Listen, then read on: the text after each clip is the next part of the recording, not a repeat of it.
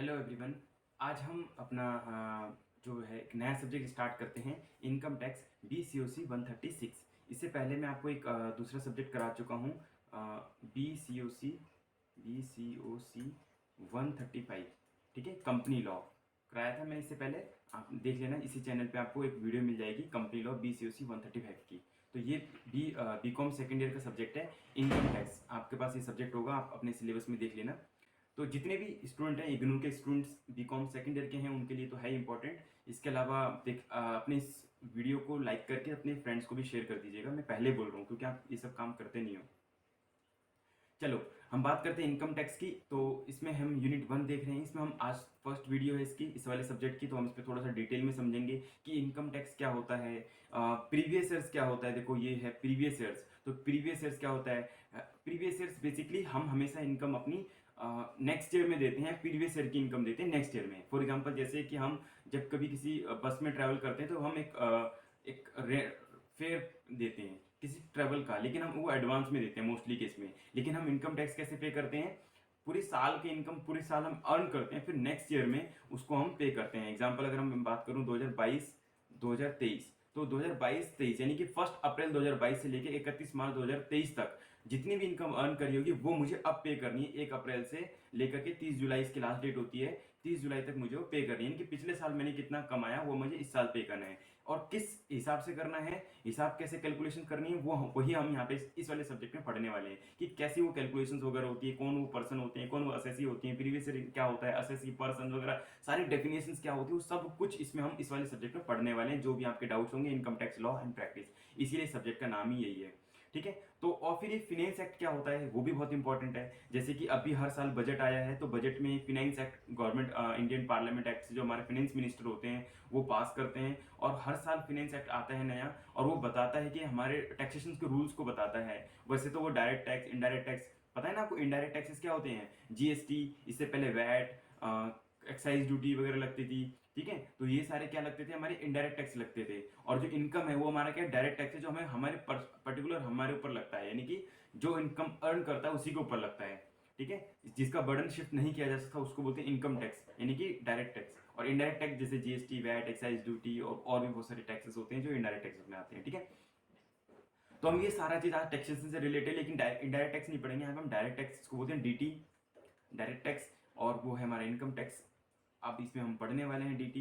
तो चलिए स्टार्ट करते हैं। और फिर है कुछ इनकम ऐसी भी होती है, जैसे मैंने अभी आपको बताया कि हम एक साल पूरी इनकम अर्न करते हैं, फिर नेक्स्ट ईयर उसकी इनकम को टोटल कैलकुलेशन करते हैं। कुछ हम अपने रूल लगाते हैं, कुछ इनकम टैक्स के रूल के अकॉर्डिंग चलना पड़ता है हमें, और कुछ इनकम टैक्स हमें बताता है कि ऐसे ऐसे कैलकुलेशन करो। आप अपने अकॉर्डिंग सारी इनकम को ऐड करके फिर कुछ सब्ट्रैक्शंस करोगे, ऐसा नहीं चलेगा। इनकम टैक्स कुछ रूल्स बताता है, उसके अकॉर्डिंग हम उस टोटल इनकम को कैलकुलेट करते हैं। जब एक बार हम टोटल इनकम कैलकुलेट कर लेते हैं, टोटल इनकम, इसके ऊपर हम टैक्स कैलकुलेट करते हैं। ठीक है, लेकिन कुछ केसेस में सेम ईयर भी टैक्सेशन होती है, taxation of previous year income during the same year, यानी कि आज कमाया और आज ही टैक्स दे दिया। तो बहुत सारे केसेस में ऐसा होता है कि सेम ईयर हम इनकम टैक्स देते हैं, तो उसको भी हम इसमें पढ़ेंगे। ठीक है, कंसेप्ट ऑफ टोटल इनकम बहुत इंपॉर्टेंट है। देखो concept of total income, total income क्या होगी? क्योंकि देखो गवर्नमेंट हमारी जो है, गवर्नमेंट ऑफ इंडिया, किसी भी कंट्री के अंदर कुछ इनकम होती है जो टैक्स फ्री लिमिट में आती है। टैक्स फ्री लिमिट मतलब क्या होता है? टैक्स फ्री लिमिट मतलब कि यहां तक टैक्स फ्री लिमिट, कुछ लिमिट होती है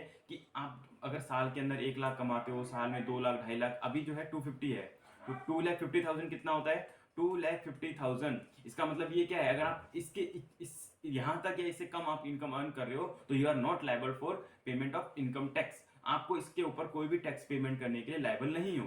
लेकिन इसके अलावा 2,50,000 से ऊपर होता है तो भी बहुत सारे एग्जाम्पशन हैं। इवन अगर आपकी इनकम 10 लाख तक भी हो जाती है तो भी बहुत सारे एग्जाम्पशन हैं, यानी आपको छूट दे रखी है कि आपको इनकम टैक्स नहीं पे करना है।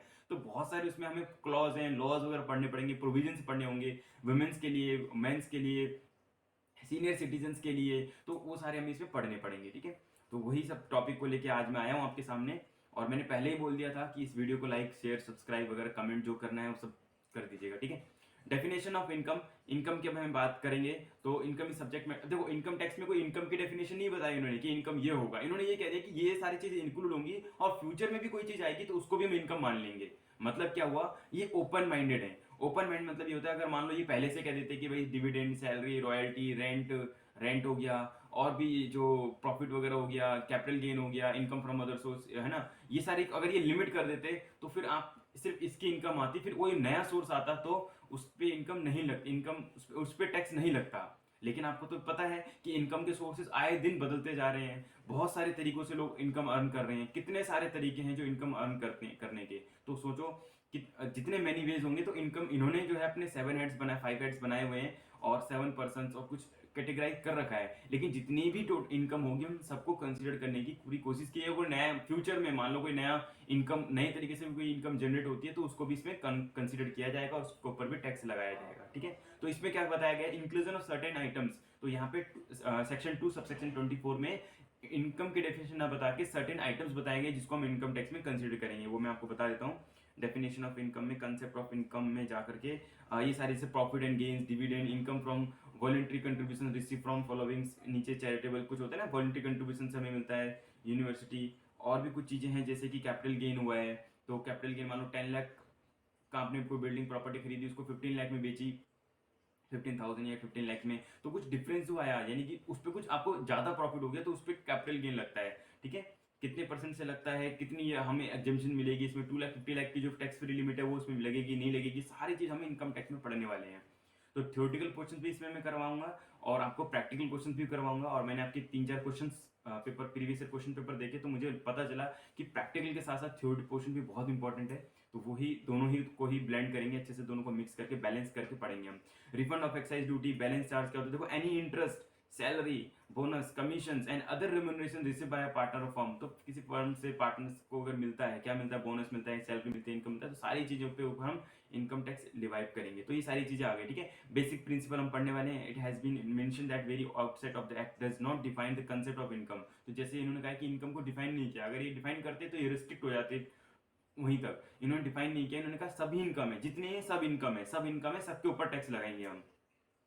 ठीक है, तो इनकम टैक्स और बहुत सारे जजमेंट भी हमें देखने पड़ते हैं, हाई कोर्ट के, सुप्रीम कोर्ट के, और इनकम टैक्स डिपार्टमेंट तो आए दिन हर साल कुछ ना कुछ रूल्स वगैरह अपडेट करते रहते हैं। ठीक है, तो जो भी डिपार्टमेंट का है, जो भी इनकम टैक्स लॉज का है, तो उसको हम कंसिडर करेंगे। थोड़ा सा थ्योरेटिकल क्वेश्चन हो जाएगा। कुछ पर्सन्स के बारे में यहाँ पे हम पढ़ने वाले हैं। देखो कुछ क्या है, definition of person. Income tax कौन पे करता है, the person is defined under section 231 to section 2 subsection 31 में पर्सन के बारे में डिफाइन है कि inclusion of definition implying list of entities which can be treated as person, जिसको हम ट्रीटेड करेंगे क्या, पर्सन की तरह ट्रीट करेंगे। जैसे कि एक इंडिविजुअल हो गया, इंडिविजुअल का नाम हो गया श्याम, रमेश, मोहन, कुछ भी। हिंदू हंड्रेड फैमिली जो HUF होते हैं, जो बहुत सारे बिजनेस ऑर्गेनाइजेशन होते हैं, एक कोई कंपनी हो गई, एक कोई फर्म हो गया, एन एसोसिएशन ऑफ पर्सन और बॉडी इंडिविजुअल्स हो गए। फर्दर ये सारी चीजें है ना, जैसे छापा मारते जहाँ पे मैनेजर वगैरह होता है तो उसी से पूछताछ होती है जो वहाँ पे होगा ऑन द स्पॉट पे।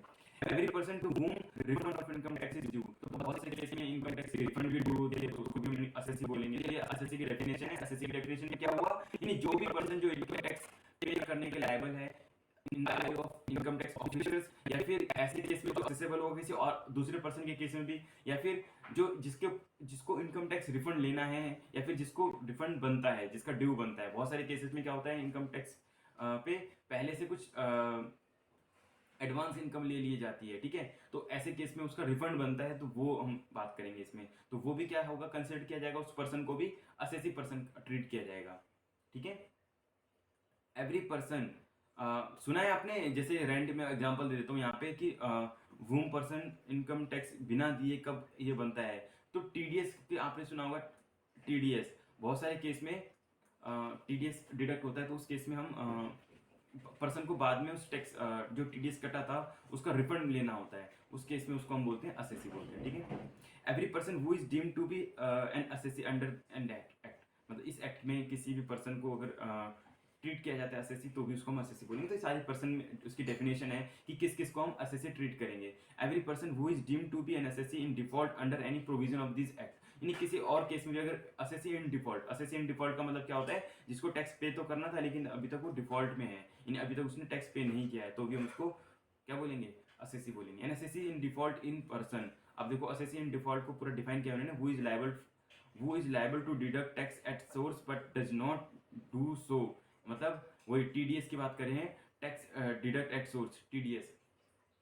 लेकिन जिसके टीडीएस जिसका कटना था लेकिन अभी तक उसका टीडीएस लिया नहीं। अब टीडीएस क्या होता है सारी चीज़ मैं डिटेल में एक सिंगल वीडियो में नहीं बता सकता, कंटिन्यूस रेगुलर क्लास होगी तो मैं आपको बताऊंगा। आप हमारे चैनल को सब्सक्राइब कर ही लिया होगा, लेकिन एक व्हाट्सएप ग्रुप है, इस व्हाट्सएप ग्रुप का लिंक आपको इसी चैनल में मिल जाएगा, और उसमें कोई प्रॉब्लम आ रही है तो इस पर आप मेरे को व्हाट्सअप कर देना तो कि वांट टू ज्वाइन ग्रुप, तो आप अगर ये मैसेज करोगे यहाँ पे इस वाले नंबर पे तो आपको हम व्हाट्सएप ग्रुप भी ज्वाइन करवा देंगे, देन आपको कंटिन्यूस ऑनलाइन क्लासेस मिल जाएंगी।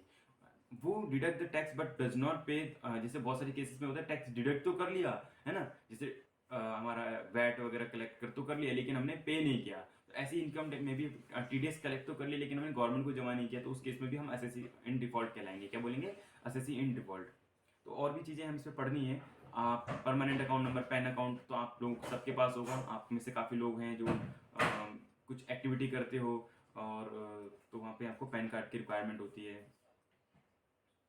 अब तो जो आप ड्रीम इलेवन वगैरह भी कुछ कर रहे हो तो वहाँ भी पैन कार्ड की रिक्वायरमेंट है, तो ये सब हम इसे पढ़ेंगे। डिफाइन अ पर्सन, पर्सन को डिफाइन करना, वो is in assessee in default. देखो एसएससी इन डिफॉल्ट अभी जो पढ़ा था वो एक क्वेश्चन था इंपॉर्टेंट जो एग्जाम में भी आ रखा है, ठीक है, तो ये चीज़ हम पढ़ेंगे। इसके अलावा हम असेसमेंट ईयर, असेसमेंट ईयर जैसे मैंने बताया था जिस ईयर, एक होता है प्रीवियस ईयर, एक होता है आपका प्रीवियस ईयर, जैसे मैंने अभी अभी लेटेस्ट केस में बताऊंगा तो प्रीवियस ईयर क्या हो जाएगा 2022 2023, ये मेरा प्रीवियस ईयर है। अब इस प्रीवियस ईयर की कैलकुलेशन कब होगी? 2023 2024, यानी कि 1 अप्रैल 2023 से लेकर के 31 मार्च 2024, ये मेरा असेसमेंट ईयर हो जाएगा। यहाँ पे हम उसकी प्रीवियस ईयर की कैलकुलेशन करेंगे, यानी पिछले साल जो भी कुछ कमाया खोया पाया है ना जो भी, उसकी कैलकुलेशन इस साल करेंगे। और फिनेंस एक्ट कौन सा लगेगा? 2022 का, यानी कि जिस साल इनकम हुई है उसी साल पार्लियामेंट से हमारे फिनेंस मिनिस्टर्स ने फिनेंस एक्ट पास किया होगा, उसके अकॉर्डिंग हम अपनी कैलकुलेशन इनकम को कैलकुलेट करेंगे। इनकम टैक्स लॉज भी लगेंगे उसमें, हाई कोर्ट सुप्रीम कोर्ट के जजमेंट भी लगेंगे, उसके अकॉर्डिंग अपनी इनकम को कैलकुलेट करेंगे, और फिर जो भी